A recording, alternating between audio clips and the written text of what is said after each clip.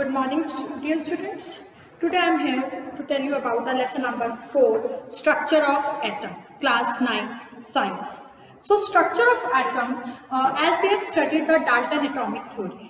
Dalton ने क्या बताया था कि एटम्स आर द इनडिविजिबल, जिसे डिवाइड नहीं किया जा सकता. बट जब प्रोटॉन और इलेक्ट्रॉन की डिस्कवरी हुई तब पता लगा कि एटम को भी फर्दर डिवाइड किया जा सकता है.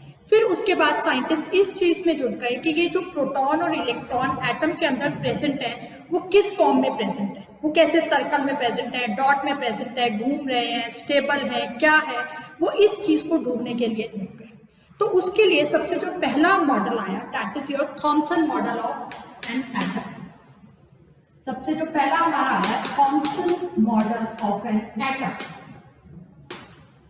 Thompson model of an atom, इसमें क्या थॉमसन ने बताया था? थॉमसन ने कंसिडर करा था कि एटम एज एक स्फीयर बॉल है और उस बॉल के अंदर इलेक्ट्रॉन्स एम्बेडेड है. जैसे उसने कंसिडर करा था वाटरमेलन, कि जो थॉमसन मॉडल ने बताया था कि जो एटम का स्ट्रक्चर है एक वो वाटरमेलन की तरह है. वाटरमेलन मीन्स कि जो वाटरमेलन का एडिबल रेड वाला पार्ट है, जो खाने वाला रेड वाला पार्ट है, वो तो सारा आपका क्या है, पॉजिटिव चार्ज. और जो ब्लैक उसके अंदर जो सीड्स हैं वो उसने बोला था इलेक्ट्रॉन्स हैं which are embedded in that positive part, कि वो पॉजिटिव पार्ट के अंदर प्रेजेंट है. फॉर एग्जाम्पल उसने बोला कि एटम जो है एज ए स्फीयर, कि ये सारा जो पोर्शन है this portion is the positive, ये सारा आपका पॉजिटिव पोर्शन है, जितना भी जो रेस्ट आता है. और बीच में उसने बताया कि जो इलेक्ट्रॉन्स हैं आपके वो नेगेटिवली चार्ज पार्टिकल्स, इलेक्ट्रॉन्स इसके अंदर एम्बेडेड है. कि जो सारा एडिबल वाला पार्ट अगर हम वाटरमेलन के करें तो जो इसमें ये शेडेड एरिया है, जो यहाँ पे ये सारा शेडेड एरिया है, ये आपका क्या है, पॉजिटिव, और ये आपका क्या है, नेगेटिव. हम पिछले में लेक्चर में मैंने आपको बताया था पॉजिटिव वाले के लिए हमने जो टर्म यूज करी थी वो करी थी प्रोटॉन्स, और जो नेगेटिव वाले के लिए मैंने टर्म यूज करी थी वो करी थी इलेक्ट्रॉन्स. कि एटम्स के अंदर प्रोटॉन्स और इलेक्ट्रॉन्स प्रेजेंट है. जो पॉजिटिव चार्ज जो सारा स्फीयर यहाँ पर है उसने बोला वो प्रोटॉन है, और जो बीच में इलेक्ट्रॉन्स हैं दे आर एम्बेडेड. तो उसने बोला जैसे पुडिंग होती है, पुडिंग भी अगर आप लोगों ने खाई हो, क्रिसमस पुडिंग होती है, केक्स जिसमें चेरीज होती हैं बीच में, तो उसने बोला वो सारा जो पुडिंग है वो आपका पॉजिटिव स्फीयर है, और जो उसके बीच में चेरीज हैं वो आपका इलेक्ट्रॉन्स हैं जो कि उसके अंदर एम्बेडेड है, उसके अंदर धसे हुए. इसी तरह से उसने बोला था ये जो आपका थॉमसन का मॉडल है, राइट. उसके बाद थॉमसन मॉडल ने इसने दो चीजें बताई थी कि an atom consist of positive charge with a sphere and negative electrons are embedded in it. कि पॉजिटिव चार्ज का स्फीयर है और इसके अंदर नेगेटिव इलेक्ट्रॉन्स जो हैं ये आपके ये एम्बेडेड है. सेकेंड इसने पॉइंट क्या बोला था कि जो पॉजिटिव एंड नेगेटिव चार्ज है they are equal in magnitude, ये इक्वल है मैग्नीट्यूड में, due to which an atom is electrically neutral, जिसकी वजह से इलेक्ट्रॉन जो है वो क्या है, न्यूट्रल है. कि दोनों जो हैं इक्वल हैं, जितने प्रोटॉन्स हैं उतने इलेक्ट्रॉन्स हैं, और एटम एज ए होल आपका न्यूट्रल है. तो ये हमारा थॉमसन मॉडल ऑफ एटम. उसके बाद हमारा नेक्स्ट जो साइंटिस्ट आया वो आया रदरफोर्ड. रदरफोर्ड ने क्या करा था? रदरफोर्ड के एक्सपेरिमेंट को जानने के लिए पहले आपको ये पता होना चाहिए अल्फा पार्टिकल्स क्या होते हैं. रदरफोर्ड ने एक गोल्ड की फॉइल को लिया था, गोल्ड की पतली सी फॉइल ली थी उसने. गोल्ड की फॉइल के अंदर एटम्स प्रेजेंट होते हैं, तो वो गोल्ड की जो फॉइल है अल्फा पार्टिकल्स इसके अंदर कंसिडर उसने करा था. अल्फा पार्टिकल्स उसने बताया था कि गोल्ड की फॉइल पे जब अल्फा पार्टिकल्स को स्ट्राइक किया जाएगा, अल्फा पार्टिकल्स जो है ये पॉजिटिव पार्टिकल्स होते हैं, इस पे पॉजिटिव चार्ज प्रेजेंट होता है. ठीक है, ये रेडिएशंस होती हैं जो कि हैवी एलिमेंट से रेडिएट की जाती है. सो पॉजिटिव चार्ज होता है इस अल्फा पार्टिकल्स पे, ये चीज़ आपको पता होनी चाहिए. तो उसने क्या बताया था कि एक गोल्ड फॉइल उसने कंसिडर करी. उसने बोला कि गोल्ड फॉइल से उसने यहाँ पे रेडिएशंस हमें दिखाई. ठीक है, अब यहाँ पे अगर हम यहाँ पे ये कंसिडर करते हैं कि ये मेरे क्या है, यहाँ पे ये अल्फा पार्टिकल्स है जिसमें आपका पॉजिटिव चार्ज है, इससे हमारी क्या आ रही है, रेडिएशंस. अल्फा पार्टिकल्स की जो रेडिएशंस है वो किस पे उसने स्ट्राइक करवाई, गोल्ड फॉइल पे. गोल्ड फॉइल कैसे अगर कंसिडर करो, ये गोल्ड फॉइल है, ये मेरे अल्फा पार्टिकल्स है पॉजिटिव, तो उसने वो रेडिएशन को उनके अंदर पेनिट्रेट करवाया. पेनिट्रेट मतलब कि वो इसके अंदर चली जाए. वो सारी रेडिएशन उसने इसके अंदर पास ऑन कराई। किसके अंदर? गोल्ड फॉइल के अंदर। गोल्ड फॉइल के अंदर वो किससे बने हुए हैं? एटम से ही बनी हुई है, डिफरेंट एटम से बनी हुई है। तो उसके अंदर कई सारे इस तरह से गोल्ड फॉइल के अंदर lots of atoms are present, कई सारे एटम प्रेजेंट है। तो उसने क्या देखा कि ये जो रेज आई, ये कंसिडर करो आपकी ये रेज आई, कुछ जो रेज इसके अंदर आई उसने कंसिडर करा कि वो कुछ रेज बिल्कुल ही सीधी चली गई विदाउट एनी डिफ्लेक्शन, कहीं मुड़े। ये जो अल्फा पार्टिकल्स की रेज थी ये एटम को क्रॉस करती हुई सीधी बाहर निकल गई। कुछ रेज उसने देखी कि यहाँ पर आके सेंटर में आके डिफ्लेक्ट हो गई, थोड़े कम एंगल से डिफ्लेक्ट होके चली गई। कुछ रेज उसने देखी कि यहाँ पर आई और फिर इस तरह से डिफ्लेक्ट हो गई। और उसने कुछ रेज देखी, कुछ रेज में उसने ज्यादा डिफ्लेक्शन देखा और कुछ अपने जिस पाथ से आई थी उसी पाथ से सेम से वापस चल गई।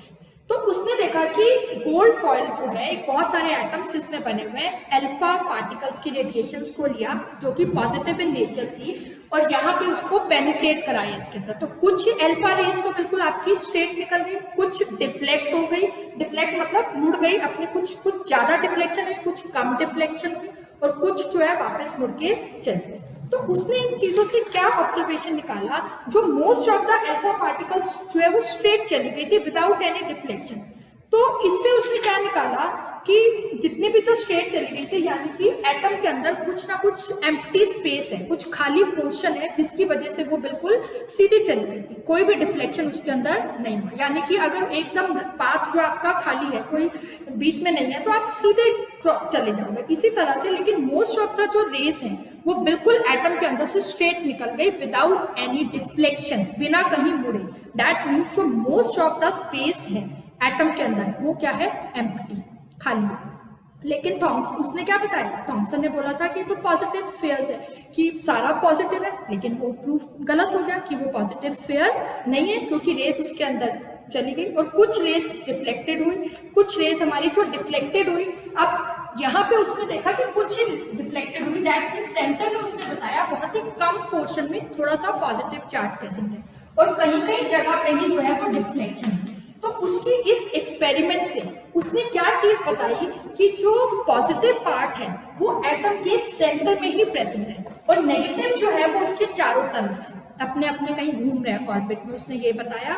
और मोस्ट ऑफ द स्पेस जो एटम के अंदर है वो एम्प्टी है, वो खाली है कि कुछ भी नहीं। तो रदरफोर्ड ने ये बताया कि जो एटम है, N atom consist of the positive charge very small, मतलब न्यूक्लियस यहाँ पे सेंटर में प्रेजेंट है।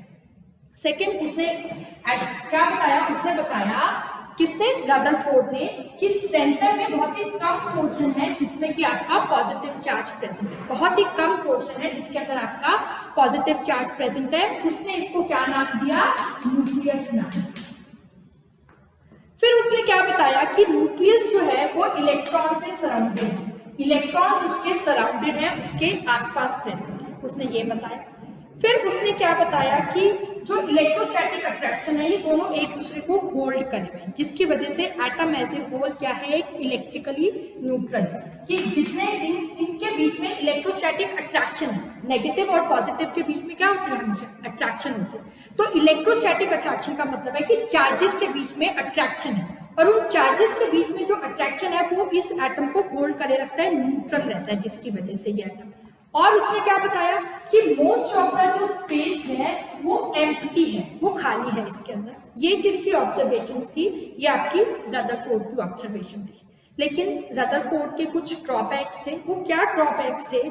एक इलेक्ट्रोमैग्नेटिक थ्योरी होती है, इसने बोला था कि इलेक्ट्रॉन्स जो है घूम रहे हैं, इसमें ऐसे घूम रहे हैं, रुके नहीं हुए। उसने बोला था इलेक्ट्रॉन्स घूम रहे हैं सराउंडेड, इसके न्यूक्लियस के आसपास, कि ये तो न्यूक्लियस है और ये क्या है? These are the electrons which are surrounded by this positive charge, जो कि इस पॉजिटिव चार्ज के सराउंडेड बाय में ये घूम रहे हैं। अब इसमें ये जो ये घूम रहे हैं चारों तरफ, इसमें इसका ये क्या इलेक्ट्रॉन सराउंड कर रहे हैं, तो इसकी लिमिटेशन क्या थी? इसकी लिमिटेशन ये थी रदरफोर्ड की कि जो इलेक्ट्रोमैग्नेटिक एक थ्योरी है फिजिक्स में, उसके हिसाब से कोई भी जो चार्ज पार्टिकल है अगर वो घूमेगा एक्सेलरेटेड मोशन होगा। एक्सेलरेटेड मोशन का मतलब क्या है कि जब डायरेक्शन चेंज होती है तो वेलोसिटी चेंज होती है, और वेलोसिटी चेंज होती है तो एक्सेलरेशन प्रोड्यूस होता है। जब भी कोई चीज घूम रही है तो वो डायरेक्शन अगर वो चेंज कर रहे हैं तो that motion is known as the accelerated motion. अब सर्कल में घूम रहे हैं तो सर्कल में तो कई बार उसकी डायरेक्शन चेंज होगी। तो एक्सेलरेटेड जो मोशन हो रहा है वो एनर्जी रेडिएट करता है, वो एनर्जी लूज करता है। जब अगर कोई भी चार्ज पार्टिकल घूम रहा है तो that will release the energy, वो एनर्जी रिलीज करेगा। तो अब वो कहता है कि अगर इसमें ये इलेक्ट्रॉन्स घूमते जा रहे हैं तो ये एनर्जी भी रिलीज करें, और अगर ये एनर्जी रिलीज करते जा रहे हैं दैट मीन्स इनका डिस्टेंस कम होता जा रहा है, इनकी स्पीड कम होती चली जाएगी। जब ये एनर्जी रिड्यूस करते जाएंगे इनकी स्पीड भी कम होती चली जाएगी, एनर्जी कम होती जा रही है। और जब इनकी स्पीड कम हो जाएगी दैट मीन्स कि ये यहीं पर आकर न्यूक्लियस पर आकर गिर जाने चाहिए, लेकिन ऐसा नहीं होता। एटम एज ए होल जो है वो क्या है आपका, न्यूट्रली है। तो ये इसकी लिमिटेशन थी कि अगर कोई भी चीज वो घूम रही है तो घूमने से वो एनर्जी रिलीज करेगी। एनर्जी जो रिलीज करेगी, एनर्जी जो उसमें रेडिएट होगी, उसकी वजह से फिर स्पीड भी कम होगी। स्पीड कम होगी तो ये रुकेंगे तो ये न्यूक्लियस पर आकर गिर जाएंगे, लेकिन ये रुकते नहीं है, ये तो कॉन्टिन्यूसली मूव करते रहते हैं। तो ये उसकी थ्योरी यहाँ पे गलत होगी। इसके बाद हमारा नेक्स्ट साइंटिस्ट आया Bohr's model of an atom, that we will discuss in the next class. Thank you dear students.